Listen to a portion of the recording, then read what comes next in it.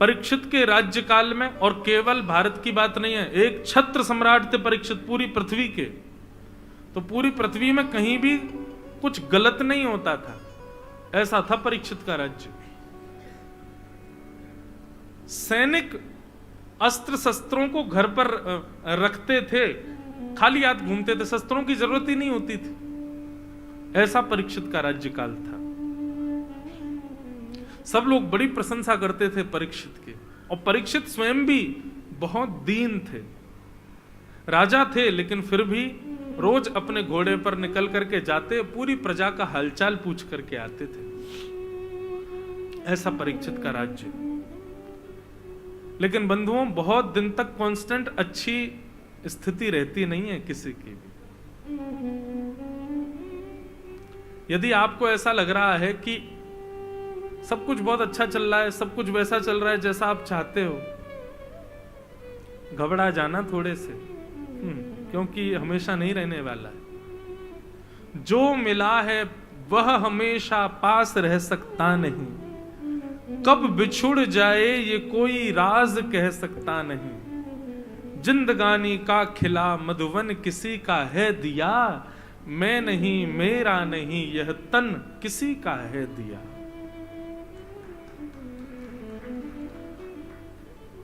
कब बिछुड़ जाए ये कोई राज कह सकता नहीं। इसलिए लगाव ज्यादा मत लगा लेना किसी से भी, किसी वस्तु से नहीं, किसी व्यक्ति से नहीं, अपनी पदवी से नहीं।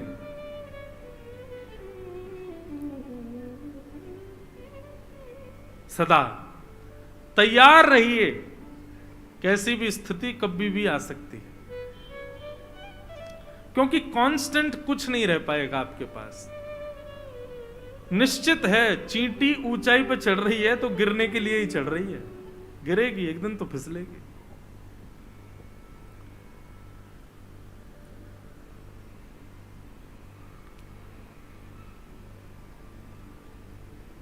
तो परीक्षित का राज्य बहुत बढ़िया चल रहा था। एक दिन परीक्षित भ्रमण करते करते वन में गए, तभी उन्होंने देखा कि एक काला व्यक्ति, बैल के 3 पैर उसने काट दिए, एक अकेले पैर पर बैल खड़ा है, उसको काटने का प्रयास कर रहा है। परीक्षित ने तुरंत तलवार निकाल ली। मेरे राज्य में हिंसा, पहली बार देख रहा हूं मैं, कौन हो तुम, और ये वृषभ कौन जिसके तुम पैर काट रहे हो? तब उसने बताया, महाराज मेरा नाम कलयुग। कलयुग का नाम सुनते ही राजा परीक्षित घबरा गए। तुम कैसे आ गए? बोले, महाराज जिस दिन भगवान अपनी लीला पूरी करके गए उसी दिन आ गया था मैं तो। और ये कर क्या रहे हो तुम? बोले, ये वृषभ यानी कि धर्म। धर्म के 4 पैर होते हैं, सत्य, दान, दया और पवित्रता। यदि आपके अंदर सत्य है, दान है, दया है और पवित्रता है, तो ही आप धर्मात्मा कहलाओगे। इनमें से एक भी वस्तु यदि आपके भीतर नहीं है तो आप धार्मिक नहीं कहला सकते अपने आप को। धर्म के 4 स्वरूप हैं, कौन कौन से? सत्य, दान, दया और पवित्रता। यदि इन चारों में से एक भी आपके पास है तो आप धार्मिक हो। आप सत्य बोलते हो, आप धार्मिक हो। लेकिन सत्य भी कहां कैसे बोलना चाहिए ये भी विचार की बात है। वो विचारशील होगे तब धार्मिक कहलाओगे। सत्य, दान, अगर आपके अंदर दान की स्थिति है तो भी आप धार्मिक हो। लेकिन दान भी कब, कहां, किसको करना चाहिए ये भी सद्बुद्धि होनी चाहिए। ऐसी किसी को भी नहीं देने दें। शास्त्र आज्ञा करते हैं, कुपात्र दानाच्च भवेत् दरिद्रम। एक कुपात्र को दान देने से आप दरिद्र हो जाओगे। इसलिए दान भी सोच समझ के करना चाहिए। तो सत्यवान हो तो धार्मिक हो, दानवान हो तो धार्मिक हो। सत्य, दान, और तीसरा आता दया। आपके अंदर दयाशीलता है तो आप धार्मिक हो। और अंतिम आता है पवित्रता। पवित्रता को लोग समझते हैं 2 समय नहाने वाला व्यक्ति पवित्र कहलाता है। नहीं, शरीर से पवित्र नहीं, विचारों से पवित्र। बुद्धि से पवित्र, विचारों से पवित्र होना ज्यादा जरूरी है। 3 बार नहा लो, इससे तो क्या फायदा, विचार में गंदगी भरी पड़ी है। तो विचारों से पवित्र, तो आप धार्मिक हो। इस प्रकार ये 4 लक्षण हैं धार्मिक व्यक्ति के।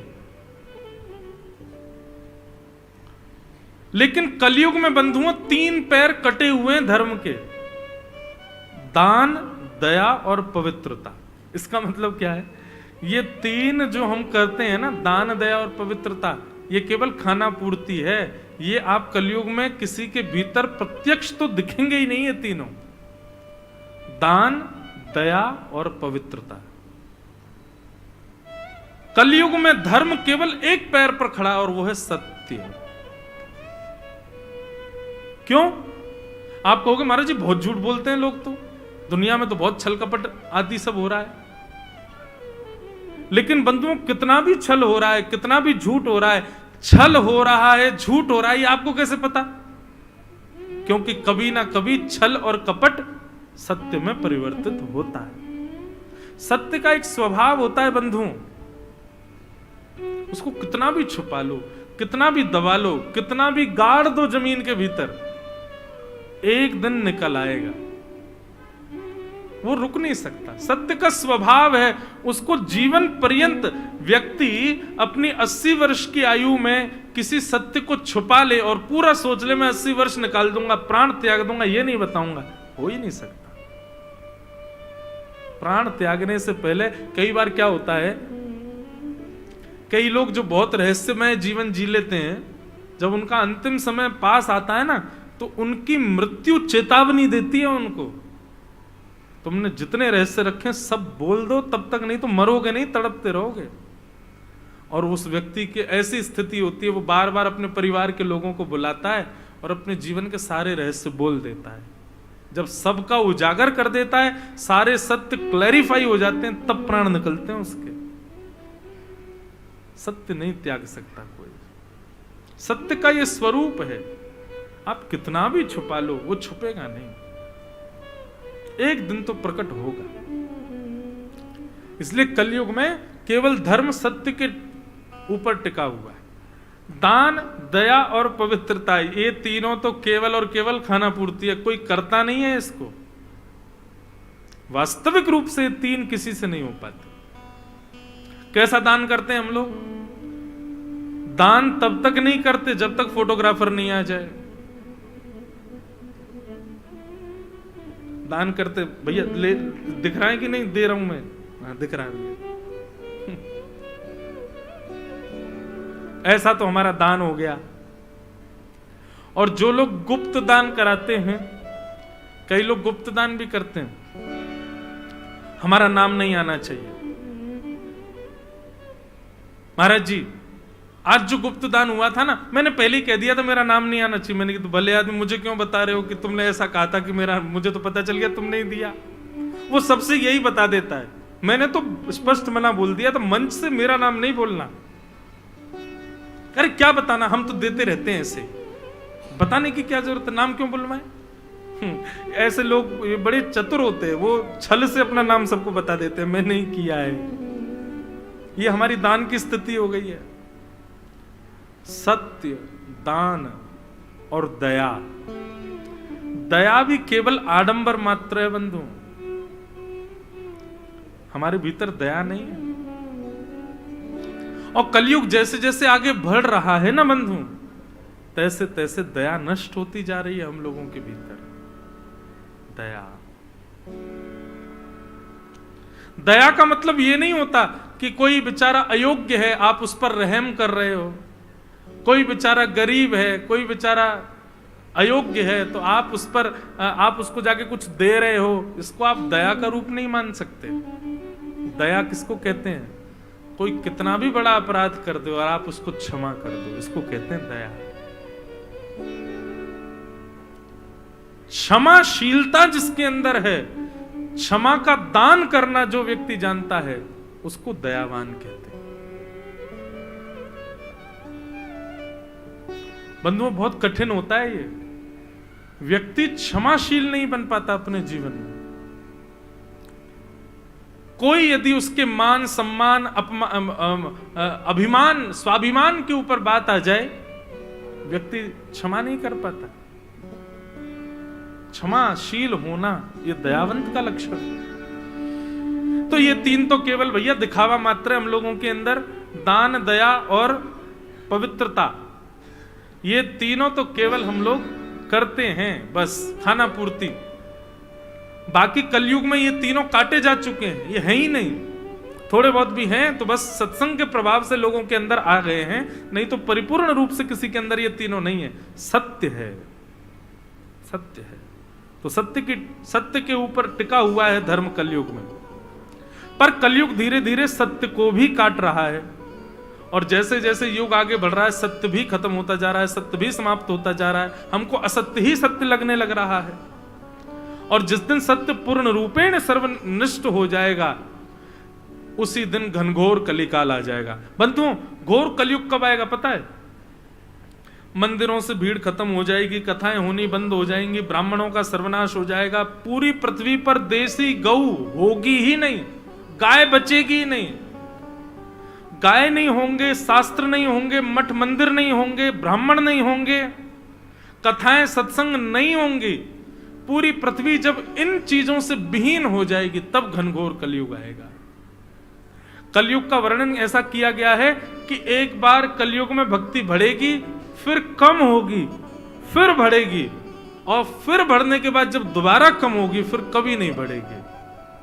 अभी जो मंजर आया है ना, ये बढ़ने वाला आया है। कोविड के बाद से अब धीरे धीरे भक्ति बढ़ रही है, देवालयों में, देवस्थानों में, सब जगह। अभी राम मंदिर के लिए पूरा भारत उत्साहित है। दूसरी दीपावली हमारी होने वाली है। आप सबसे भी प्रार्थना, 22 जनवरी को हम तो कहीं और होंगे कथा में, गुना मध्य प्रदेश।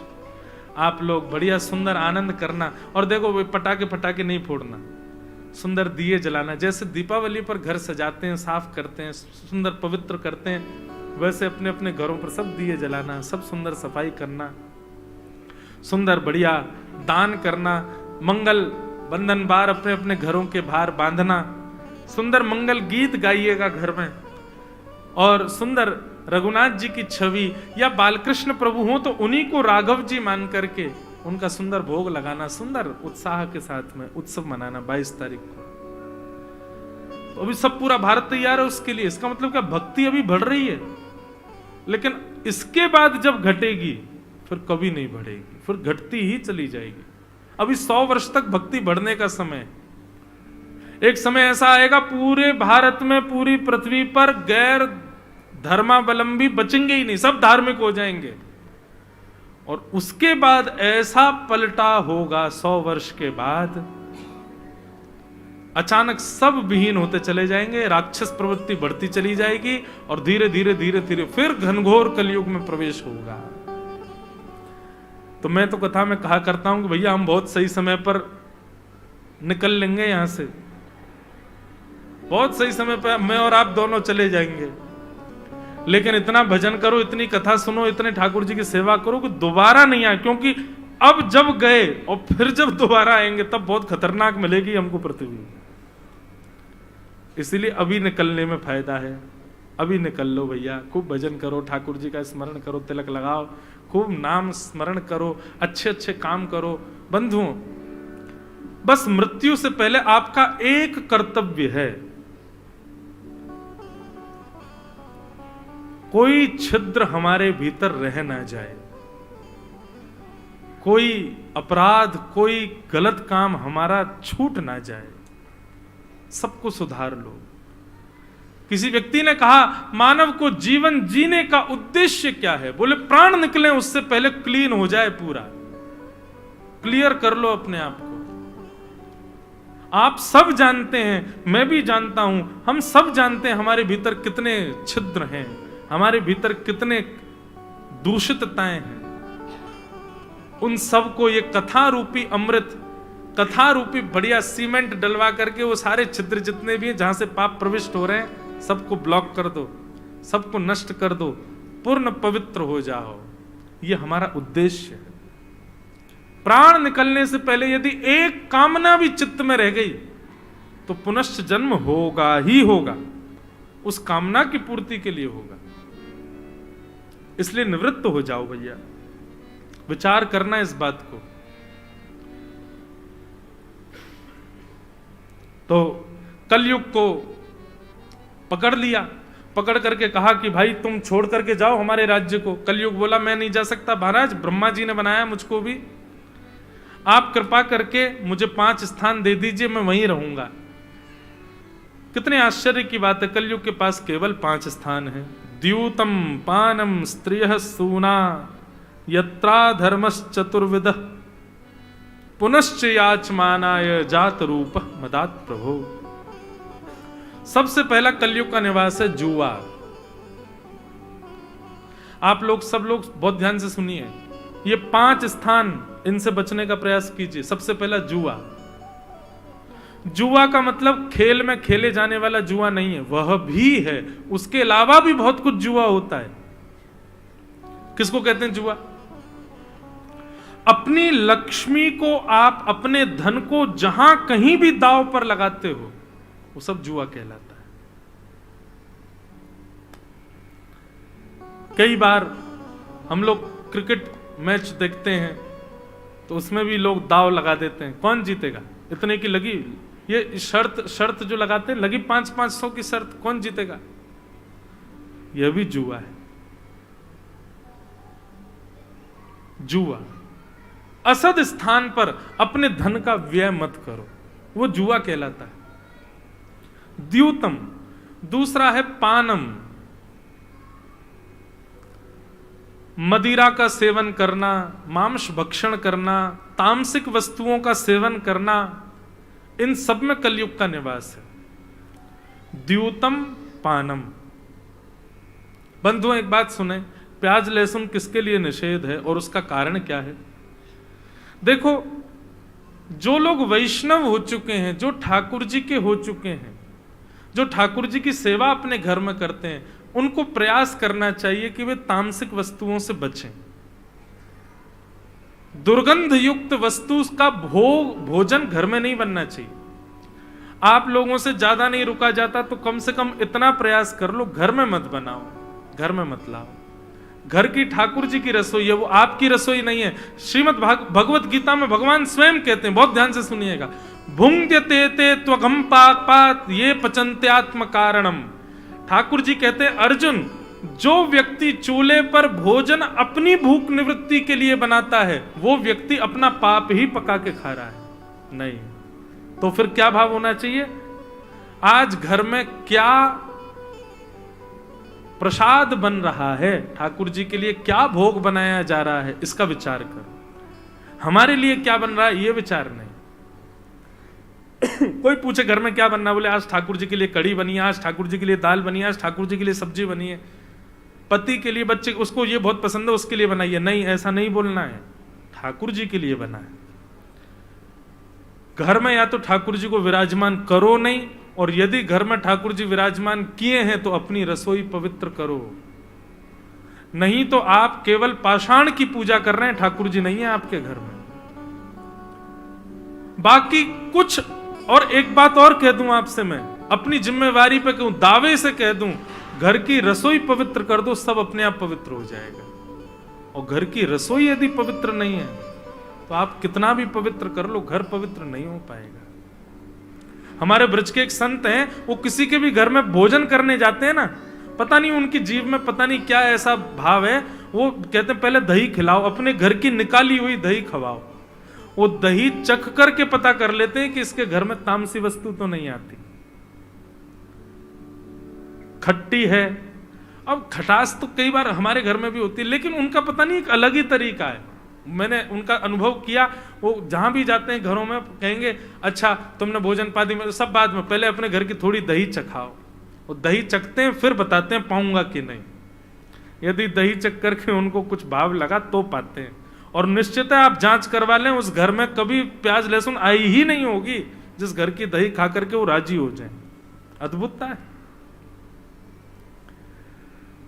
तो भैया प्याज लहसुन खाने से पाप नहीं लगता, प्याज लहसुन खाने से आप घोर नरक में जाओगे, ऐसा नहीं है।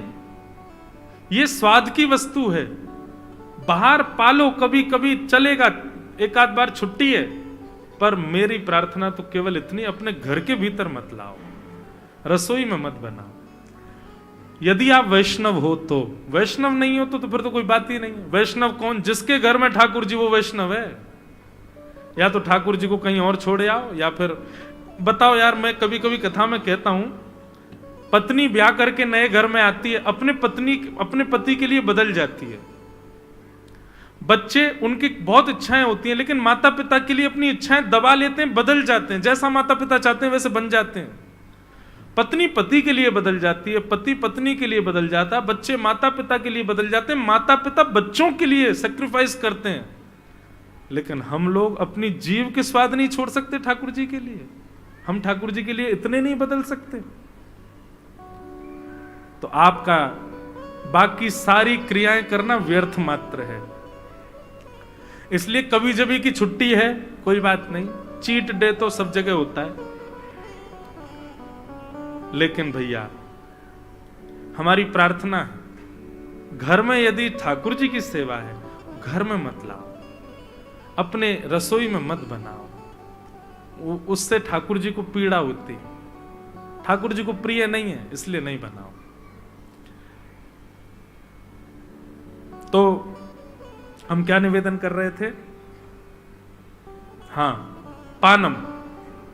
तो पहला कलयुग का निवास है द्यूतम यानी कि जुआ, दूसरा कलयुग का निवास है पानम यानी कि भक्ष मांस भक्षण करना, मदिरा सेवन करना, तंबाकू खाना, सिगरेट पीना, बीड़ी पीना और ये सारे दूषित पदार्थों का सेवन करना, इन सब में कलयुग का निवास है। द्यूतम पानम। पानम का अर्थ कई लोगों ने कथा में लगाया, बोल महाराज जी पान के लिए मना कर, ठाकुर जी को तो भोग लगता पान का। पान के लिए मना नहीं है, तांबूल तो प्रिय है ठाकुर जी को, मुखवास तो अच्छा लगता है ठाकुर जी को। तंबाकू के लिए मना है, तंबाकू नहीं सेवन करना चाहिए, मदिरा नहीं पीनी चाहिए, मांस भक्षण नहीं करना चाहिए, और वैष्णवों को प्याज लहसुन नहीं खानी चाहिए। और इसके पीछे कारण क्या है? हमारे प्रियतम को जो प्रिय नहीं वो हमको प्रिय कैसे हो सकता है? हमें ठाकुर जी को प्रिय नहीं है तो हम क्यों खाएं? इस भाव से। बाकी कोई जघन्य पाप नहीं है बंधु। तो द्यूतम पानम तीसरा आया, पर स्त्री और पर पुरुष संग, इसमें कलयुग का निवास, इसमें कलयुग रहता है, इसलिए भैया इससे बचो। एक पत्नी व्रत धारण करो, एक पति व्रत धारण करो, उसके अतिरिक्त सबके प्रति प्रणम्य भाव से ही सबको देखो, नहीं तो कलयुग नेत्रों से प्रवेश करेगा भीतर। तो द्यूतम पानम स्त्रिय, और चौथा आया सूना। सूना कहते हैं कलेश को, सूना कहते हैं लड़ाई झगड़े को, सूना कहते हैं बेवजह के विवाद को।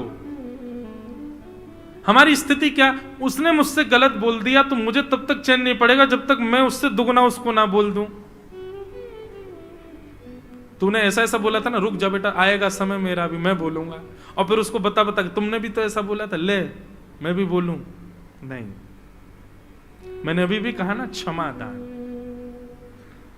विवाद में वैष्णव कौन? जिसकी विवाद में कभी रुचि नहीं होती।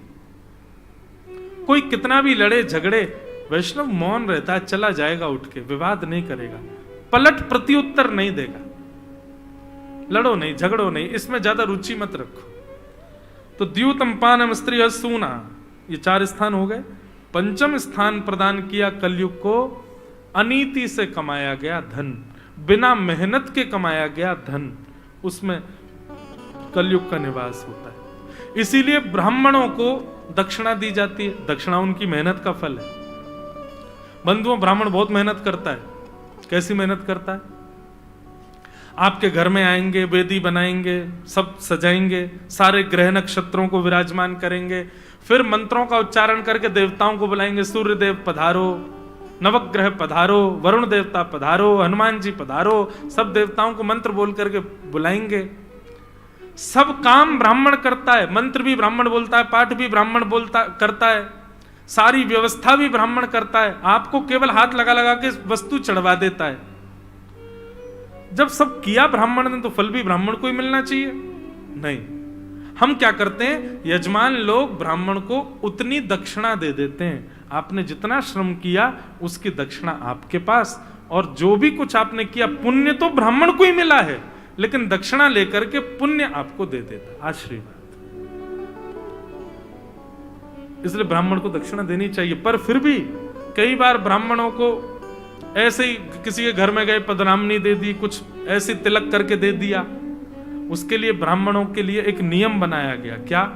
उनको नित्य संध्या करनी पड़ती है, रोज प्रातःकाल, मध्यकाल और रात्रि में संध्या गायत्री करनी पड़ती है, जिससे कि अनीति से या फिर बिना मेहनत के जो धन प्राप्त हुआ है उससे जो भी दोष हमारे घर में या हमारे जीवन में आएंगे वो सब नष्ट हो जाते हैं।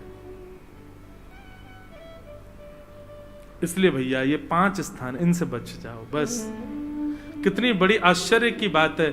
एक तो होता है कि कोविड पूरी दुनिया में फैल गया, अब तुम कैसे बचोगे, तुमको भी होना। लेकिन सोचो, कोविड 5 लोगों में ही फैला है और तुमको उन 5 से ही बचना है, ये तो बड़ा आसान है। लेकिन फिर भी 5 लोगों में कोविड फैलता फैलता पूरी दुनिया में फैल ही गया। ऐसी कलयुग है भैया। स्थान इसके 5 ही हैं, लेकिन इसने प्रभाव हम सब पर डाल रखा है। तो इसका मतलब क्या है, इन 5 से कहीं ना कहीं तो हम छुए हैं, इन 5 से कहीं ना कहीं तो हमारा स्पर्श हुआ है। ढूंढो, निकालो, इन 5 में से किसने आपके अंदर कलयुग को प्रविष्ट कराया है। द्यूतम पानम स्त्रिय सूना और जात रूप मदात प्रभो, अनीति का धन, इन 5 में से खोजिए किसने आपके ऊपर कलयुग का प्रभाव डाला है। उसी स्थान को बंद कर दीजिए और जीवन में संकल्प ले लीजिए, इन 5 स्थानों पर नहीं जाएंगे, कलयुग आपका कुछ नहीं बिगाड़ पाएगा। यही प्रोटेक्शन है भैया। और हरि नाम की वैक्सीनेशन लगवाते रहा करो, कथा रूपी वैक्सीनेशन करवाते रहा करो, तो धीरे धीरे क्या होगा, कलयुग का प्रभाव हो भी गया है तो वैक्सीनेशन से उसका प्रभाव धीरे धीरे कम होगा। निश्चित है। आज 3रा दिन है, 3 दिन में आप 3 दिन पहले जैसे थे वैसे अभी नहीं हो। अभी आपके विचार में, आपके भाव में, आपकी बोली में, आपके स्वभाव में, आपकी रात्रि सोने स्वप्न में भी अभी बदलाव होगा। वैक्सीनेशन चल रही है ना, तो समय समय पर हर 6 महीने, 3-4 महीने में कुछ ना कुछ सत्संग के क्रम और नाम जप तो नित्य किया करो, ठाकुर जी की सेवा तो नित्य करो। इस प्रकार 5 स्थान दे दिए कलयुग को राजा परीक्षित ने। राजा परीक्षित ने कहा जाओ ये 5 जगहों पर रहना। परंतु भैया पाप को प्रवेश करने के लिए तो एक ही द्वार बहुत था, राजा परीक्षित ने तो 5 द्वार खोल दिए। स्वयं लौट करके आए तो आकर के अपने तय खाने में देखने लगे कितनी संपत्ति है। उस संपत्ति का प्रयोग कभी करना नहीं था, पांडव मना करके गए थे कि इस संपत्ति का कभी प्रयोग मत करना परीक्षित। परंतु आज परीक्षित ने सोचा प्रयोग नहीं करूंगा, लेकिन एक बार ये मुकुट बड़ा सुंदर है, इसको पहन के तो देखूं कैसा लगेगा। जैसे ही मुकुट सिर पर धारण किया, अनीति का धन जैसे ही स्पर्श हुआ, कलयुग बुद्धि में प्रविष्ट हो गया।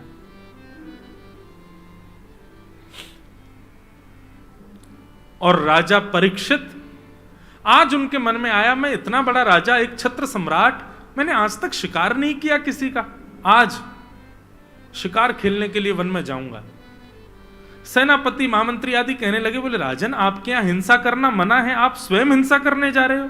राजा परीक्षित बोले तुम मुझको सिखाओगे, मैं एक छत्र सम्राट जो चाहूं कर सकता हूं। यही है कलयुग का प्रभाव। जहां समझाने वाले शत्रु लगने लग जाएं, जहां सही मार्ग दिखाने वालों की चर्चा बुरी लगने लग जाए।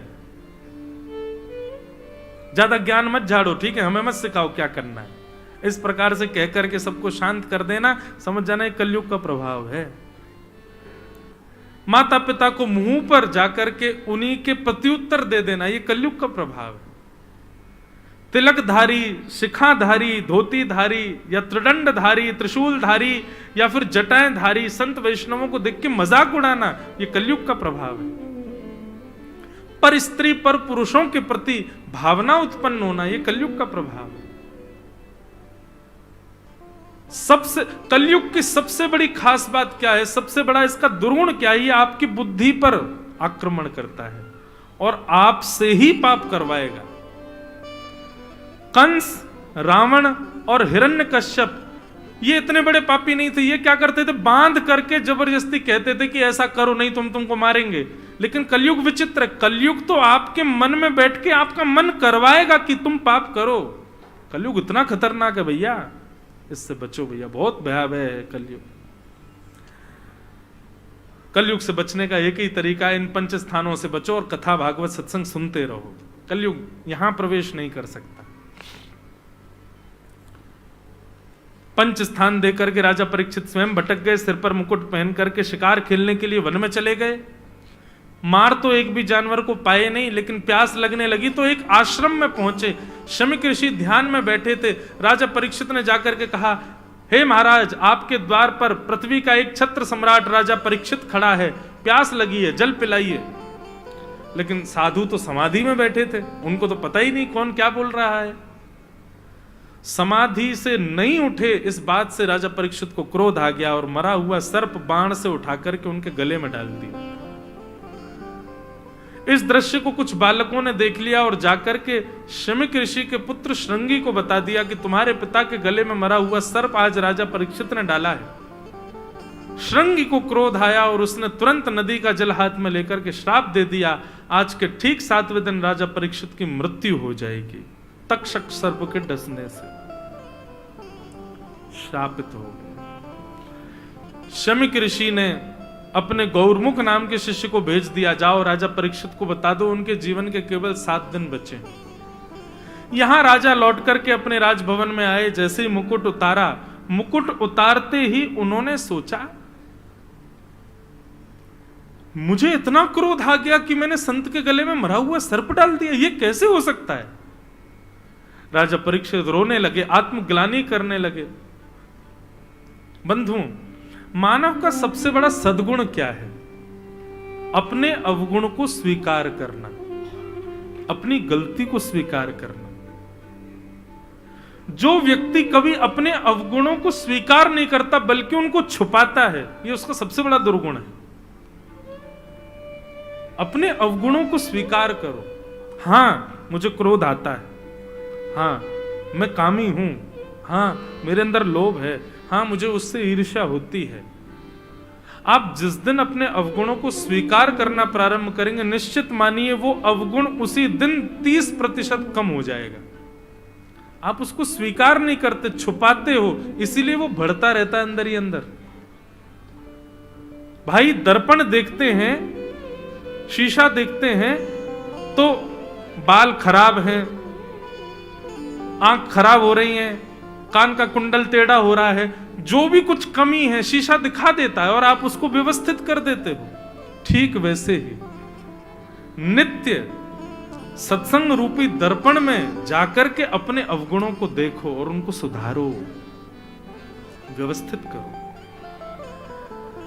राजा परीक्षित ने कहा, अब मैं राजा बनने योग्य नहीं हूं, मैंने संत का अपमान किया, अपने पुत्र जन्मेजय को राज्य गद्दी पर बिठा दिया, बस ये क्रिया की ही थी। तभी शमीक ऋषि के आश्रम से एक शिष्य गौरमुख आए और आकर के कहा, राजा परीक्षित, तुम्हारे जीवन के केवल 7 दिन बचे हैं, तुमको मरने का श्राप लगा है, तक्षक सर्प डसेगा और तुम्हारी मृत्यु हो जाएगी।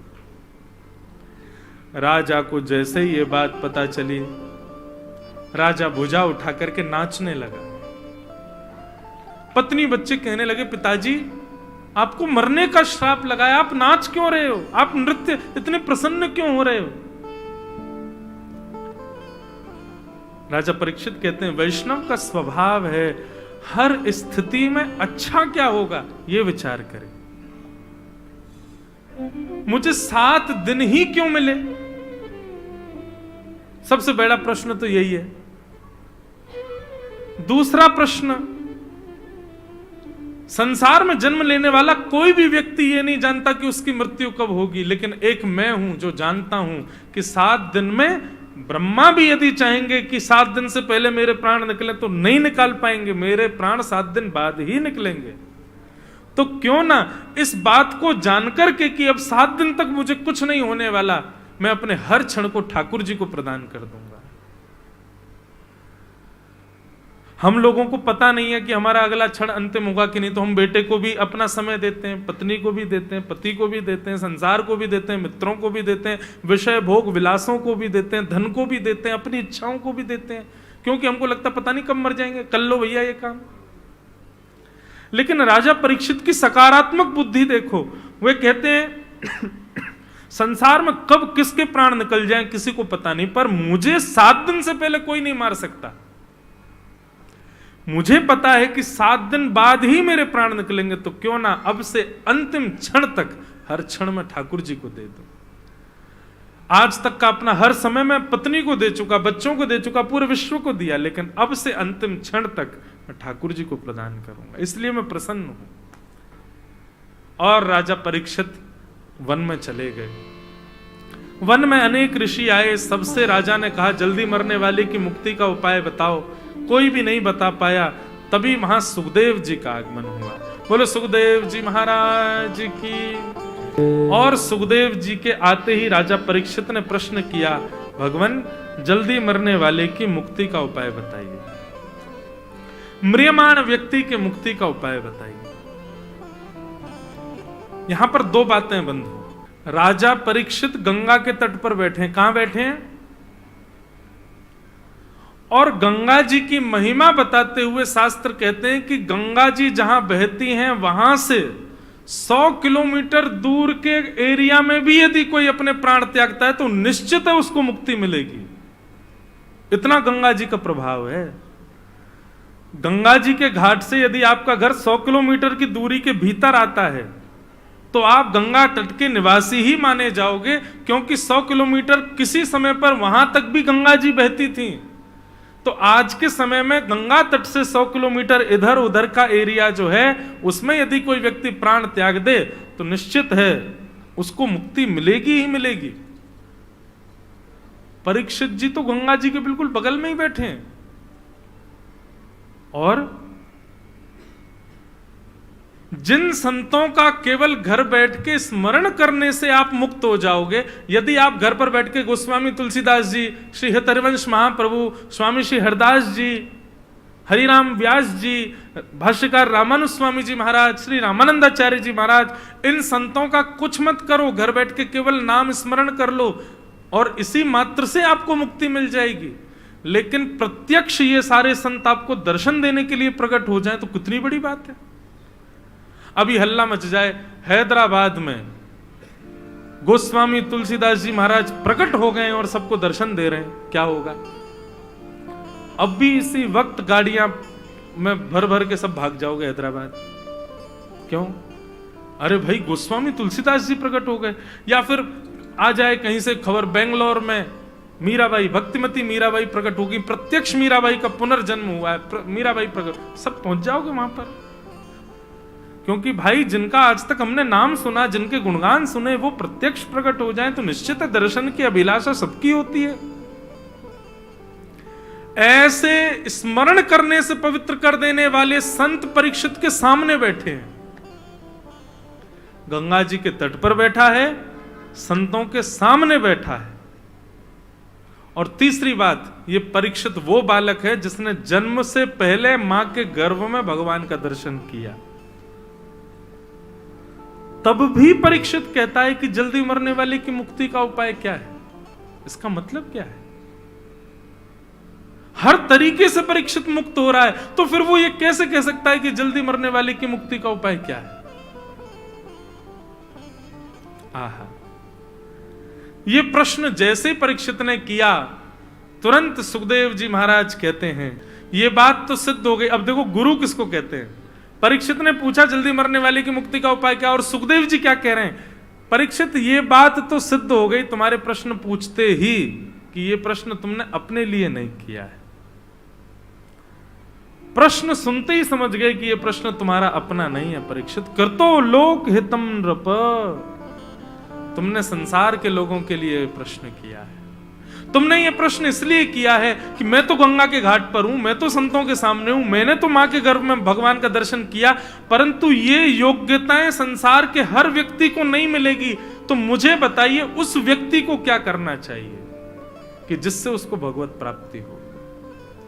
हम सबको 7 दिन में मरने का श्राप लगा हुआ है बंधु, हम कभी भी मर सकते हैं। 7 दिन ही है हमारे पास, सोमवार से रविवार, इसी में ही मरेंगे। और सोमवार से रविवार में भी कब मर जाएं, किस उम्र में मर जाएं, कब हमारे प्राण। परीक्षित तो फिर भी 7 दिन में मरने, हमारे तो प्राण कभी भी निकल सकते हैं। हम तो परीक्षित से भी ज्यादा बुरी हालत है हमारी। तो मैं आज की कथा कह रहा हूं, कल की 3 बजे की कथा कह पाऊंगा, ये कह सकता हूं मैं? नहीं। चलो मैं तो एक हूं, आप तो इतने सारे हो। इतने लोगों में से एज इट इज इतने ही लोग कल भी रहेंगे कथा में, जरूरी नहीं। मृत्यु कभी भी किसी की भी आ सकती है। तो परीक्षित हम सब मानवों के लिए पूछ रहे हैं, महाराज ये सारे मानव कभी भी मर सकते हैं, ऐसे कभी भी मर सकने वाले, जल्दी मरने वाले लोग अपने जीवन में क्या करें कि उनको भगवान मिल जाए? तुमने ये प्रश्न सबके लिए किया।